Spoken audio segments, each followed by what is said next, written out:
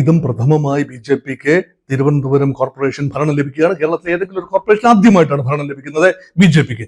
അപ്പോൾ ഒരു നെഗറ്റിവിസ്റ്റ് ടോണിൽ വിച്ച് ഹണ്ടിങ് അല്ലെങ്കിൽ പഴയകാല വിഴുപ്പ് വീണ്ടും എടുത്തിട്ട് അലക്കുകയും അതിനുള്ള പരിഹാരങ്ങൾ കാണുകയും ചെയ്യുക എന്നതാണോ?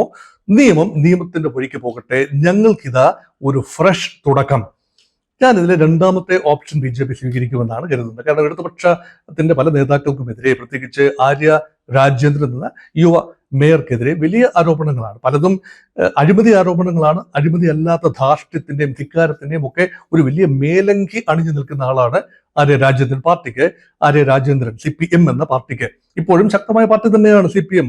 കേരളത്തിലാകമാനം തിരുവനന്തപുരം നഗരസഭയിൽ പോലും LDF-ന് 29 സീറ്റുകളുണ്ട്. CPM-ന്റെ ബലമാണ് കാണിക്കുന്നത്. ഇത്രയും നെഗറ്റീവ് കാര്യങ്ങൾ ഉണ്ടായിട്ട് പോലും വോട്ട് ഷെയറിന്റെ കാര്യത്തിൽ വലിയ ഈ ന്യായീകരണ തൊഴിലാളികൾ CPM-ന് വേണ്ടി വലിയ രീതിയിൽ വാദിക്കുന്ന ഒരു കാര്യത്തിൽ ചെറിയ സത്യമുണ്ട്.